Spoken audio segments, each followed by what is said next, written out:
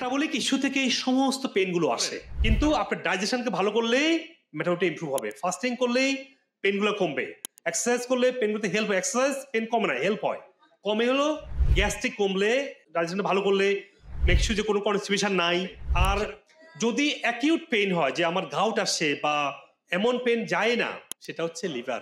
এটা সম্বন্ধে ডিটক্স 5 দিনের ফাস্টিং, আমি অনেকবার বলেছি 5 দিনের ফাস্টিং করতে হবে। পেয়ার এবং আপেলের মধ্যে আছে ম্যালিক অ্যাসিড। এই ম্যালিক অ্যাসিডটা আপনার গলব্লাডারকে তার টক্সিনগুলো বের করে দেয়। লেবুর পানি, শুধু অ্যাপল সাইডার ভিনেগার, ইসুবুল বসি, চিয়া সিড, নারিকেল তেল, এগুলো সব রকম খাবেন। এগুলো হচ্ছে ডিটক্সিং এর মেইন উপাদান। 5টা খাবার আমি অনেকবার বলেছি।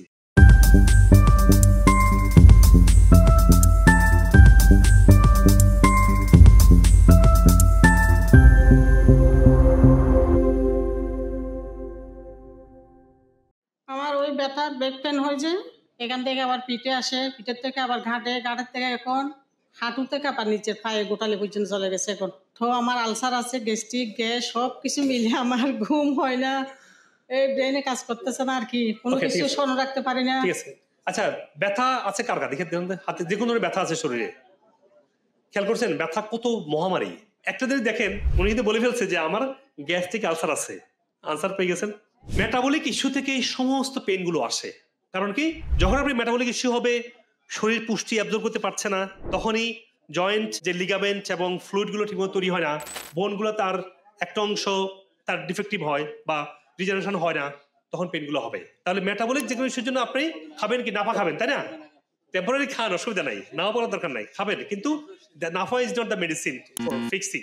টেম্পোরারি আপনি ভালো ফিল করেন, কিন্তু আপনার ডাইজেশনকে ভালো করলেই মেটাবলিক ইমপ্রুভ হবে। ফাস্টিং করলেই পেনগুলো কমবে, এক্সারসাইজ করলে পেনগুলোতে হেল্প হয়। এক্সারসাইজ পেন কমে না, হেল্প হয়। কমে হলো গ্যাস্ট্রিক কমলে, ডাইজেশন ভালো করলে, মেক শিওর যে কোনো কনস্টিপেশন নাই, সেটা করতে হবে, দেন পেনগুলো কমবে। আর যদি অ্যাকিউট পেন হয়, যে আমার গাউট আসছে বা এমন পেন যায় না, সেটা হচ্ছে লিভার। লিভার যদি কোনো কারণে ক্লগ হয় বা ব্লক হয় বা স্ট্যাগন্যান্ট হয়, তখন আপনার গলব্লাডারটা ঠিকমতো কাজ করে না। গলব্লাডার ঠিকমতো কাজ না করলে আমাদের ফ্যাটি খাবার হজম হয় না।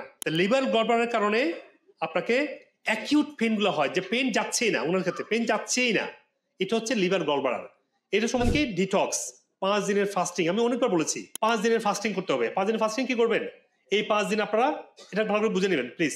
এই 5 দিনের ফাস্টিং ওই শুধুমাত্র লেবুর পানি না, এটা হচ্ছে যে আপেল এবং পেয়ার। ঢাকায় বাংলাদেশে পেয়ার আসছে, আগে কিন্তু পেয়ার ছিল না। এটা নাকি সবুজ নাশপাতি বলে এটাকে, নাকি চিনছেন এটা কোনটা? পেয়ার, ইংলিশে পেয়ার। আমাদের সময় আমি দেখি নাই, মনে হয় আমি দেখি নাই। তো পেয়ার এবং আপেলের মধ্যে আছে ম্যালিক অ্যাসিড। এই ম্যালিক অ্যাসিডটা আপনার গলব্লাডারকে তার টক্সিনগুলো বের করে দেয়। তো পেয়ার এবং আপেল দিয়ে 5 দিন ফাস্টিং করবেন। প্রথম 2 দিন পেয়ার আপেল না খাওয়ার চেষ্টা করবেন। লেবুর পানি, শুধু অ্যাপল সাইডার ভিনেগার, ইসুবুল বসি, চিয়া সিড, নারিকেল তেল, এগুলো সব রকম খাবেন।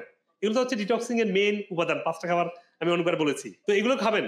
আর যাদের পেন যাচ্ছেই না, অ্যাকিউট পেন, গলব্লাডার ফ্লাশ 5 দিন করেন, you will feel like whole world worth of benefit. পৃথিবীর বেনিফিট পাবেন আপনি, দেখবেন পেনগুলো আপনার অলমোস্ট গন। এটা এই 5 দিনের fasting with a pair and Apple আপনারা এভরি মান্থে বা এভরি 2 উইকসে কন্টিনিউ করেন। কয়েক মাস পরে আলহামদুলিল্লাহ এই পেনগুলো থাকবে না। এই চিকিৎসা নিবেন লাগবে, কিন্তু নিজেকে যদি ফিক্স না করেন, চিকিৎসা সার্টেন টাইমের পরে এটা আর আপনি খালি কষ্টই করে যাবেন, জীবন শেষে জীবনের সবকিছু হারাই ফেলবেন। আপনি যদি আমার ভিডিও থেকে উপকৃত হন, তাহলে আমাদের চ্যানেলের অন্যান্য ভিডিওগুলো দেখে নিন। অনুগ্রহ করে লাইক, কমেন্ট এবং শেয়ার করে দিন, যাতে আপনার আত্মীয়স্বজন এবং পরিচিতজন উপকৃত হতে পারেন। আর চ্যানেলটি সাবস্ক্রাইব করে নোটিফিকেশন অন রাখুন, যাতে ভবিষ্যতে কোনো গুরুত্বপূর্ণ ভিডিও আপনি মিস না করেন। আপনার স্বাস্থ্য বিষয়ে কোনো প্রশ্ন থাকলে কমেন্টে অথবা মেসেজ করুন, আমরা যথাসাধ্য উত্তর দেওয়ার চেষ্টা করব ইনশাআল্লাহ। আর আপনার সুস্থতার জন্য আমাদের ওয়েবসাইটে রোগভিত্তিক বান্ডেল সাজানো হয়েছে, যাতে আপনি সহজেই আপনার প্রয়োজন অনুযায়ী সঠিক সাপ্লিমেন্ট সিলেক্ট করতে পারেন। বিশ্বের যে কোনো প্রান্ত থেকেই এই সাপ্লিমেন্ট নিতে পারেন, যা কুরিয়ারের মাধ্যমে সহজেই আপনার কাছে পৌঁছে যাবে ইনশাআল্লাহ। আমাদের ভিডিও গাইডলাইন এবং ওয়েলনেস সার্ভিসের মাধ্যমে হাজার হাজার মানুষ বিভিন্ন রোগ থেকে সুস্থ হয়েছে আলহামদুলিল্লাহ। আর আমার দীর্ঘদিনের ন্যাচারাল ইন্ডিকেটিভ এবং ওয়েলনেস প্রশিক্ষিত মেডিকেল ডাক্তারগণ আপনার রোগের মূল কারণ চিহ্নিত করে সঠিক চিকিৎসা প্রদান করছেন। আপনি পৃথিবীর যে কোনো প্রান্ত থেকে বাংলাদেশে বা আমেরিকাতে অনলাইনে বা সরাসরি ডক্টর কনসাল্ট করতে পারেন। প্রতিটি ভিডিও ডেসক্রিপশনে সকল ক্লিনিকের ফোন নাম্বার এবং রোগভিত্তিক প্রয়োজনীয় রিসার্চ আর্টিকেল লিঙ্ক দেওয়া আছে, যাতে আপনি ইন্টিগ্রেটিভ চিকিৎসার আধুনিক গবেষণালব্ধ তথ্য সহজে পেতে পারেন। সবাইকে সুস্থ জীবন উপভোগ করার আমন্ত্রণ। ডায়াবেটিস আমার অনিয়ন্ত্রিত ছিল, কোনো সময় 12 নিচে আসে নাই। ওষুধ নিয়েও আমার 17-18 এরকম হতো। এখন হচ্ছে খাওয়ার পরে 7.1, সুবহানাল্লাহ। আবার খাওয়ার আগে হচ্ছে 5 পয়েন্ট। পেটে তলপেটের দিকে বাম সাইডে ডান সাইডে ব্যথা, একটা চাকার মতো মনে হতো, বুকে পেন মনে হতো, খাওয়ার রুচি থাকতো না। মাঝখানে পিরিয়ডের একটু সমস্যা হচ্ছিল, যে হলে মানে ব্লাডটা খুব কম আসতো, বন্ধ হতো না। এখন ওটা সম্পূর্ণ স্বাভাবিক হয়ে গেছে। ইনফেকশন এখানে আর নাই এখন, দেখছেন এই যে এই ছবিটা, আর এখন দেখেন এখানে অবস্থা। এটা সে আজকে 18 বছর 18 বছর ধরে ভুগছিল, আর এখন 100% সুস্থ, 100%। কোনো ধরনের সেরোয়াইটিসের কোনো সাইন নেই, একদম প্লেন ক্লিন তার লেগ। গাইডলাইন ফলো করার ফলে আমার সরাইসিস সম্পূর্ণ কিউর হয়ে গেছে। সরাইসিস এখন আমি 100% আল্লাহ আমাকে কিউর করে দিয়েছে। এই হাত এখন সম্পূর্ণ ক্লিন হয়ে গেছে। 2019 সালে এনজিওগ্রাম করেছি, তখনও 4-5টা ব্লক দেখাইছি।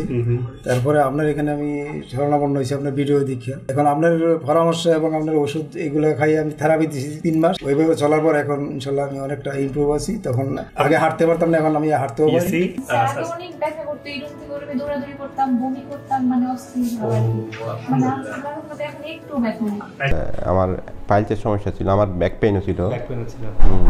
এটাতে মাশাআল্লাহ মোটামুটি পুরোপুরি সুস্থ এখন।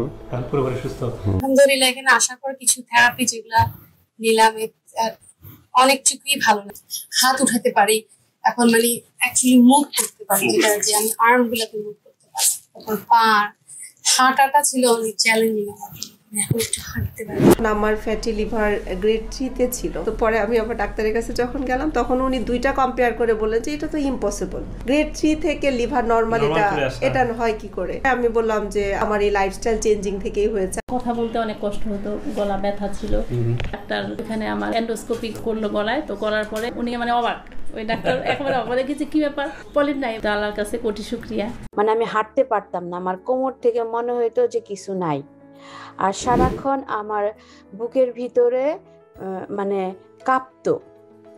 আমি বুঝতে পারতাম যে আমার ভিতরে কোনো প্রবলেম হচ্ছে, আর আমি আশায় ছেড়ে দিছিলাম যে আমি বাঁচবো। কিন্তু এখন আবার আমার সবকিছুই আগের মতো মনে হয় যে না, আমি এখন সুস্থ।